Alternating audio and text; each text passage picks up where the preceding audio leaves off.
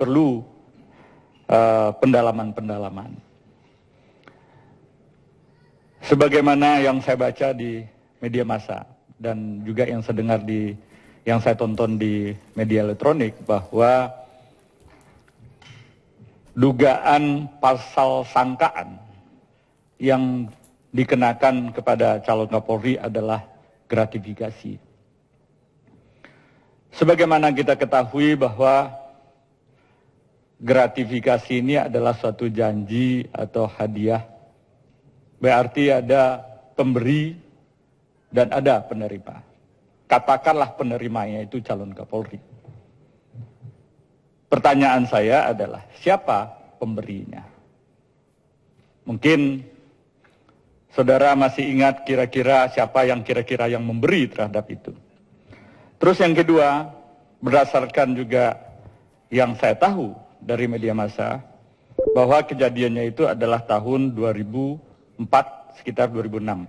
Betul ya? Pertanyaan saya adalah, ketika tahun 2004-2006 itu, saudara bertugas di mana?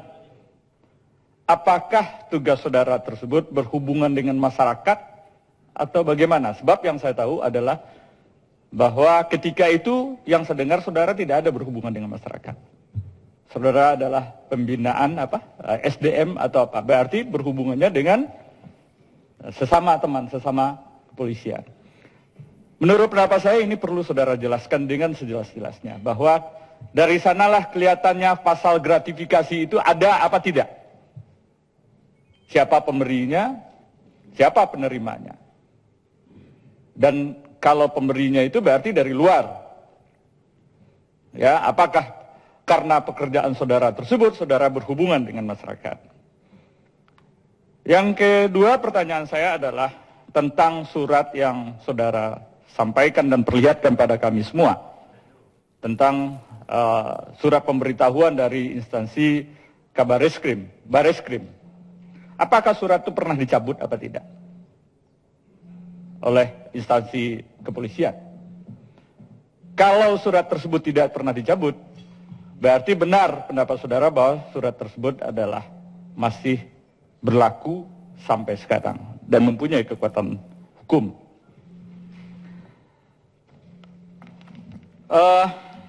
Saya pikir mengenai pendalaman daripada status saudara adalah demikian.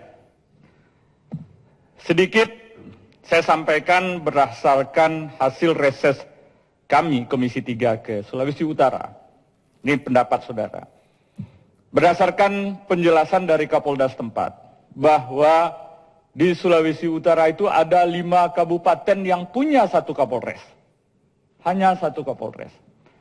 Bila mana, dan itu oleh Kapolda setempat, itu sudah disampaikan beberapa kali kepada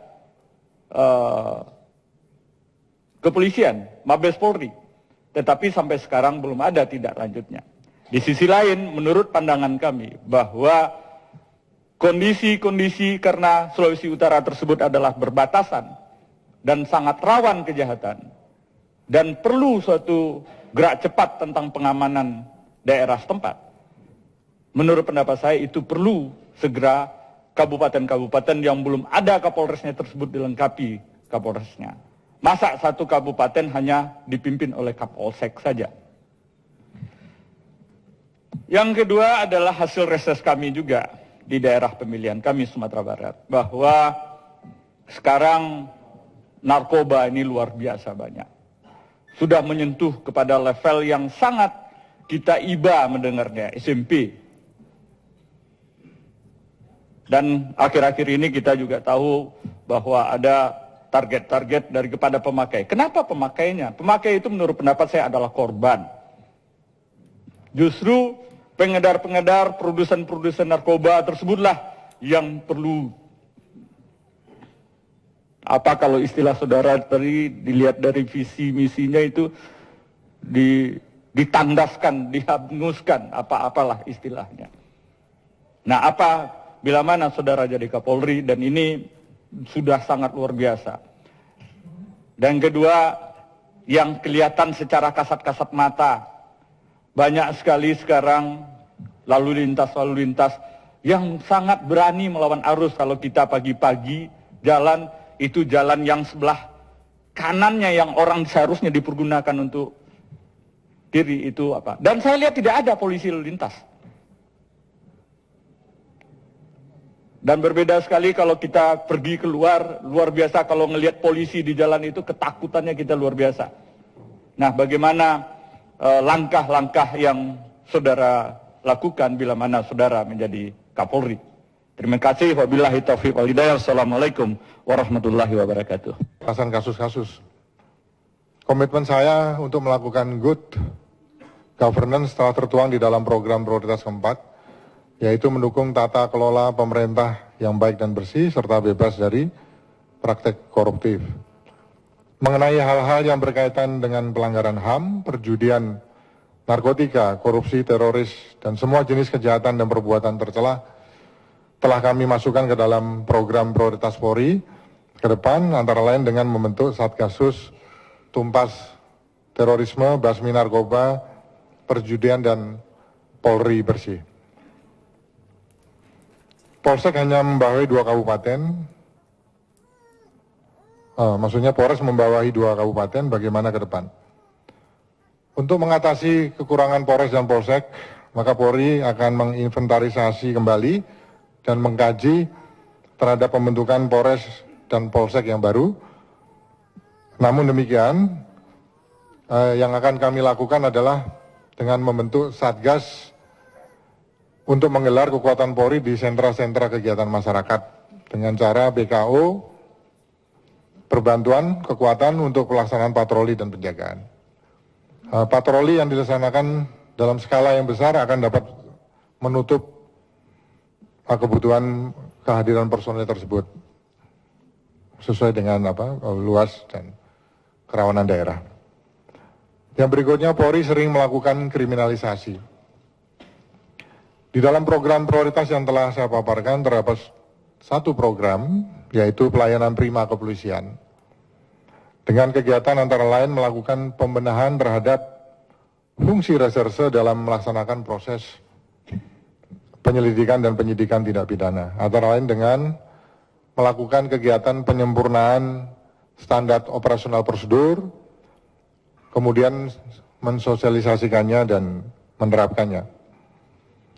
Yang berikutnya adalah membentuk Satgasus Polri Bersih untuk menindak tegas anggota yang melakukan praktek-praktek koruptif dan menertibkan anggota tugas-tugas pelayanan dengan membuat SOP pelayanan prima.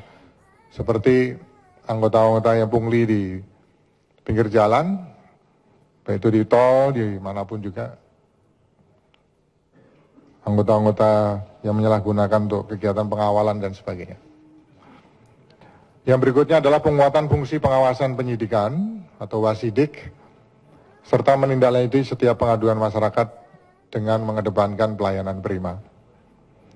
Dari fraksi PKS tentang pemakaian jilbab bagi polwan. Kami laporkan bahwa saat ini peraturan mengenai polwan berjilbab sedang dalam proses penyusunan dalam bentuk peraturan Kapolri. Jika saya dilantik sebagai Kapolri, maka saya akan segera menyelesaikan perkap tersebut sebagai dasar penggunaan jilbab. Kemudian strategi dalam penanganan unjuk rasa, bahwa pada prinsipnya Polri tidak menghendaki terjadinya bentrok di dalam setiap penanganan unjuk rasa. Karena dalam tahapan penanganan unjuk rasa selalu diawali dengan melakukan pencegahan melalui penggalangan kepada masyarakat dengan memanfaatkan tokoh masyarakat, tokoh agama, dan pemuda. Agar personel Polri dapat menangani unjuk rasa dengan terukur, maka harus dilakukan pemantapan melalui pelatihan rutin yang ditingkatkan tentang SOP penanganan unjuk rasa. Seperti Perkap nomor 1 tahun 2009 tentang penggunaan kekuatan di dalam tindakan kepolisian.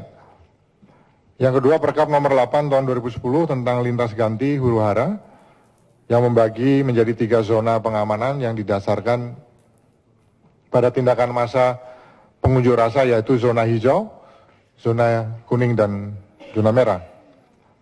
Yang ketiga, SOP tentang pengendalian massa tahun 2012 memuat prosedur dan tindakan yang seharusnya dilakukan, yang meliputi tahapan persiapan, tahap pelaksanaan maupun pengakhiran. Berikutnya pertanyaan tentang Polri jangan menjadi titipan kepentingan asing dalam penanganan radikalisasi. Bahwa penindakan terhadap radikalisme yang melanggar hukum merupakan tugas Polri.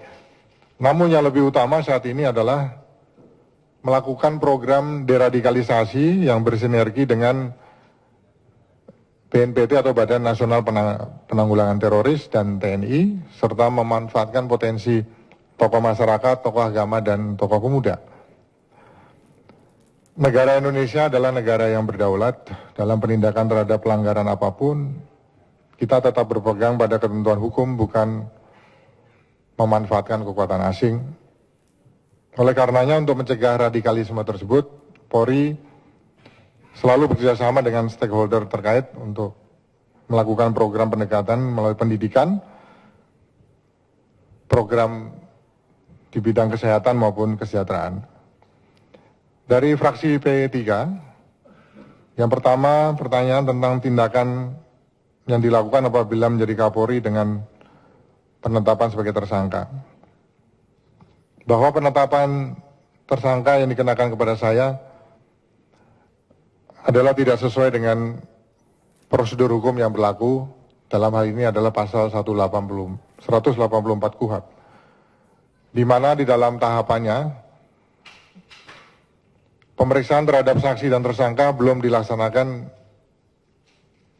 langsung sudah ada penetapan tersangka.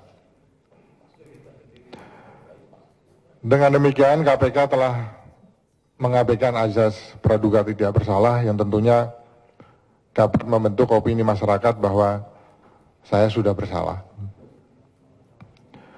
Hal ini menurut kami adalah merupakan sebuah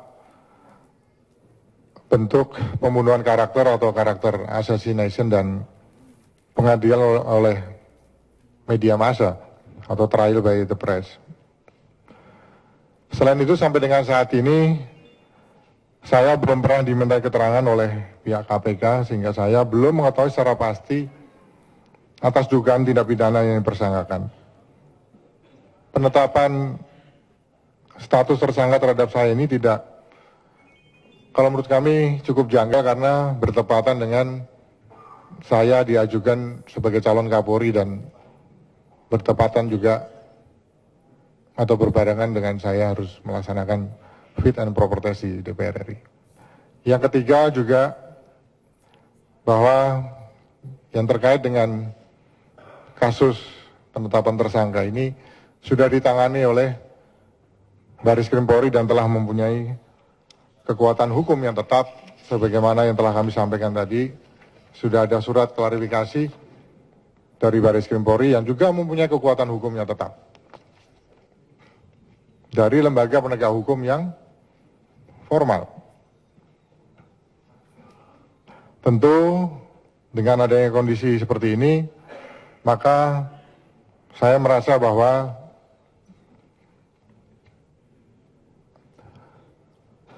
adanya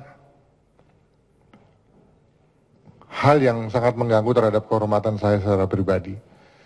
Yang kedua, kewibawaan pemerintah dan institusi Polri. Yang berikutnya, Polri terlibat penyalahgunaan narkoba. Bahwa Polri akan membentuk Satgasus Basmi Narkoba.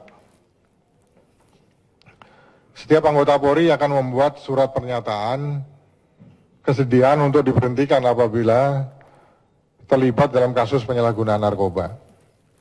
Ini perlu diterapkan untuk meminimais dan mengurangi kesalahan-kesalahan di bidang narkoba oleh anggota. Yang berikutnya, menindak tegas anggota Polri yang melakukan tindak pidana penyalahgunaan narkoba melalui peradilan umum dan sidang kode etik profesi Polri. Dari fraksi Nasdem, tentang calon pimpinan KPK yang terbaik. Kalau pertanyaan tentang calon pimpinan KPK, maka tentunya di dalam pemilihan calon pimpinan KPK harus dilaksanakan melalui mekanisme yang profesional oleh Dewan Perwakilan Rakyat Republik Indonesia. Tentu pilihannya adalah figur-figur yang lebih mengedepankan aspek pencegahan atau aspek pencegahan. Maka tindakan pencegahan adalah hal yang terbaik untuk dilakukan daripada penindakan. Karena kita tahu menghukum seorang koruptor tentu tidak akan membuat jera, justru akan memunculkan koruptor-koruptor baru. Dan juga tidak akan bisa maksimal mengembalikan kerugian negara, keuangan kerugian negara yang telah ditimbulkannya. Yang berikutnya Hanura, dari fraksi Hanura, tentang isu kerawanan dan batas wilayah. Bahwa Polri berkomitmen untuk memberikan rasa aman dan tertib kepada masyarakat di perbatasan. Oleh karenanya Polri akan melakukan program prioritas sesuai dengan yang tertuang dalam program prioritas ketiga, yaitu membangun Pol Airut untuk mendukung terwujudnya Indonesia menjadi poros maritim dunia dengan kegiatan meningkatkan patroli dan menindak tegas setiap tindak pidana di perairan, pulau-pulau terluar, dan perbatasan. Berikutnya memperkuat Polsek sebagai basis pemelihara keamanan, ketertiban masyarakat melalui peran unit Binmas, dalam hal ini Babin Kaptimas, intelijen dan sabara di wilayah perbatasan dan pulau terluar. Yang berikutnya membangun pos polisi dan memperkuat personel Polri di wilayah perbatasan. Berikutnya langkah-langkah strategis untuk mempercepat program dengan melakukan gebrakan jangka pendek dan pemantapan jangka panjang yang diwujudkan dengan membentuk 8 satuan tugas khusus dan 7 satuan tugas. Berikutnya tentang tekanan eksternal terhadap Polri tidak terlihat di dalam program, bahwa sikap Polri untuk menghadapi tekanan adalah dengan memantapkan kemampuan dan menggelar kekuatan agar semakin profesional, semakin tangguh, dan semakin dipercaya masyarakat.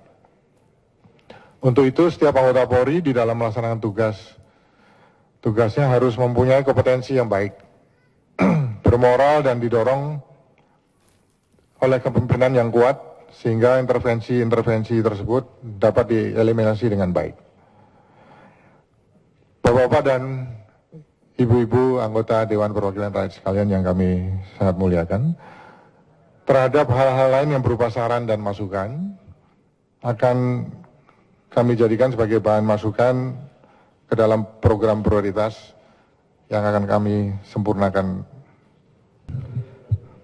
Terima kasih Ketua Rapat, Bapak Ibu anggota Komisi 3 dan juga calon Kapolri Komjen Pol Budi Gunawan yang kami hormati. Pak Ajis, setelah saya melihat paparan visi misi dan program prioritas yang disampaikan oleh calon Kapolri Pak Budi Gunawan, hampir semuanya sangat baik, ya, sangat bagus. Tapi dalam kesempatan ini ada 2 hal yang ingin saya sampaikan Pak calon Kapolri. Yang pertama, saya berharap ke depan preemptif, preventif, dan penindakan itu harus seimbang. Selama ini kan ada kesan penindakan yang dominan.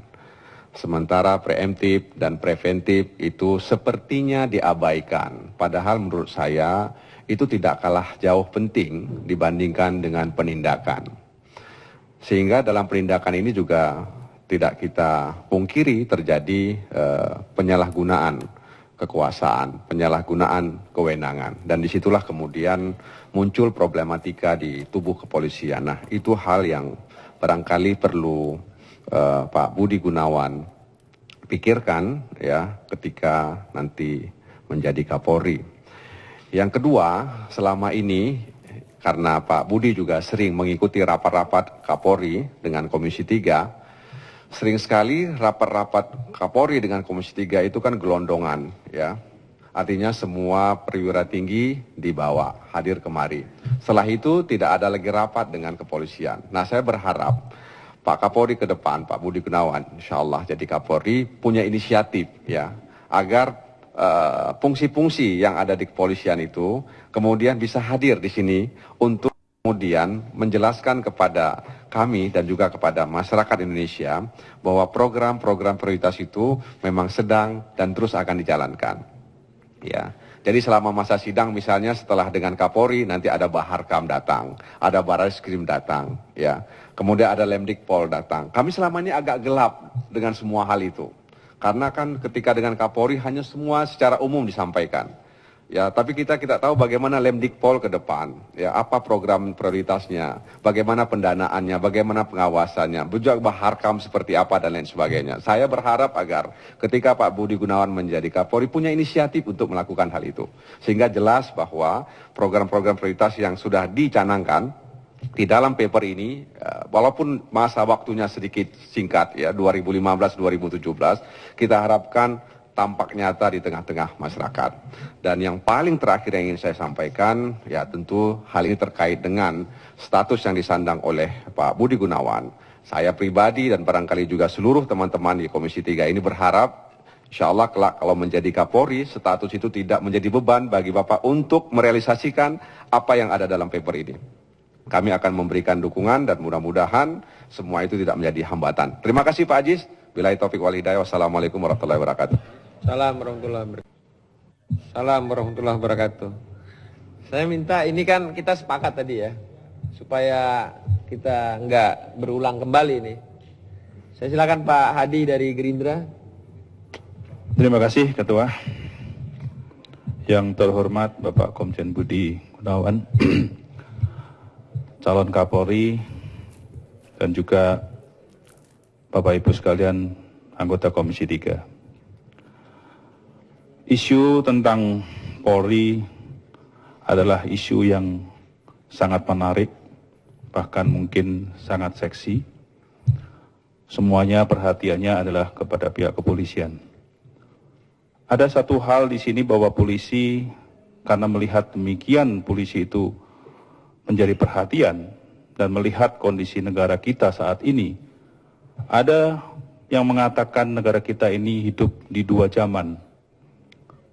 Zaman era 60-an, era 80-an, dan era tahun 2000 ke depan.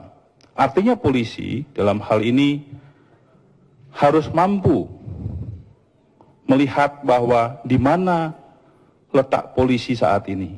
Apabila polisi saat ini satu desa satu polisi, itu pedesaan menghadapi orang-orang desa yang mungkin tidak mempunyai teknologi. Namun di satu sisi polisi di kota-kota besar berhadapan dengan teknologi yang mungkin tidak pernah terbayangkan oleh orang yang hidup di desa. Nah, disinilah diperlukan seorang polisi yang multifunction, yang multifungsi, yang dimana dia juga bisa berhadapan dengan orang desa dan juga bisa berhadapan dengan teknologi yang ke depan untuk orang-orang yang ada di kota. Nah, di sini juga permasalahan yang terjadi adalah permasalahan teknologi. Saya tidak melihat di sini bahwa polisi mempunyai perhatian terhadap permasalahan cyber. Kalau saudara calon Kapolri ini nanti terpilih, bagaimana ke depan untuk menangani permasalahan cyber ini? Karena permasalahan cyber ini adalah permasalahan yang sangat-sangat mengkhawatirkan ke depannya. Dan ini tidak terlepas daripada permasalahan ekonomi. Bahwa tadi dikatakan bahwa salah satu teman kita mengatakan bahwa bahaya negara ini adalah bahaya karena adanya narkoba. Saya melihat bahwa struktur ekonomi kita pun adalah menjadi suatu serangan yang dilakukan oleh negara asing. Salah satunya adalah dengan cyber ini. Kemudian juga permasalahan ekonomi, kejahatan-kejahatan ekonomi. Saya tidak melihat adanya suatu kejahatan-kejahatan ekonomi yang menjadi suatu prioritas dalam penanganannya. Salah satu hal yang kejahatan ekonomi yang kita lihat di sini adalah pengawasan orang-orang asing. Saat ini banyak orang-orang asing yang berusaha, mempunyai usaha di Indonesia. Dan mereka bebas. Tidak ada pengawasan dari pihak kepolisian terhadap permasalahan ini. Nah, ini adalah saya ingin menanyakan bagaimana ke depan menangani orang-orang asing ini. Karena kita lihat pusat-pusat ekonomi sekarang dikuasai oleh orang asing. Kalau di Jakarta, Mangga 2, Tanah Abang, itu toko-tokonya sudah dikuasai oleh orang-orang China, orang-orang asing. Perizinannya bagaimana dan mereka masuk bagaimana? Keamanannya bagaimana? Nah, ini adalah menjadi suatu concern kita terhadap keutuhan negara dalam ekonomi ini. Kemudian saya melihat dari paparan visi misi Saudara calon Kapolri pada program Polri Panjabaran Nawacitra yang poin 6. Saya melihat di sini sudah bagus, meningkatkan produktivitas rakyat dan daya saing di pasar internasional. Tapi saya tidak melihat ini adalah menjadi suatu poin untuk menjadi suatu prioritas. Karena di sini juga ada satu diwan penegakan hukumnya adalah menindak tegas terhadap pelanggaran hak kekayaan intelektual dan desain industri serta penanganan konflik sosial. Tapi saya tidak melihat bahwa Satgas mengenai masalah pelanggaran hak cipta ini ada. Ini adalah kunci daripada ekonomi kita. Ekonomi kreatif sangat banyak sekali di Indonesia ini. Dan ini adalah potensi ekonomi. Saya melihat di sini bahwa polisi dalam masalah penanganan membacakan, khususnya film dan musik, itu justru sangat lemah. Bahkan di sini kita mensinyalir anggota polisi ikut bermain. Ada yang berjualan juga bacakan. Dan saya minta dalam hal ini mungkin kalau saudara Kapolri, calon Kapolri terpilih nanti, berani tidak untuk menutup pabrik-pabrik bacakan itu. Karena sudah jelas itu. Pabrik-pabrik itu adalah sumber daripada permasalahan. Dan saya melihat bahwa pabrik-pabrik tersebut setiap bulannya juga mengeluarkan uang untuk personil Polri. Berani tidak untuk menindak itu. Karena ini tidak lepas dari seperti narkoba juga. Dan ini merusak sendi-sendi perekonomian kita semuanya. Itu pertama. Kemudian, ada satu hal yang mungkin, sistem yang mungkin saya melihat perlu kita pertanyakan. Apakah sistem dengan sistem target secara kuantiti kasus, terutama kasus korupsi, ini sering mengakibatkan kriminalisasi terhadap permasalahan-permasalahan korupsi. Apakah target secara kuantiti ini akan tetap dipakai apabila saudara sebagai Kapolri ke depannya? Ataukah bukan sebagai target kuantiti, tetapi kualitas daripada kasus tersebut yang diutamakan? Kemudian hasil reses kami di daerah, kebetulan daerah kami adalah penghasil daripada minyak. Di situ korelasi dengan permasalahan gesekan dengan TNI. Saya melihat di sini ada sumur-sumur tua yang dimana anggota TNI datang ke situ.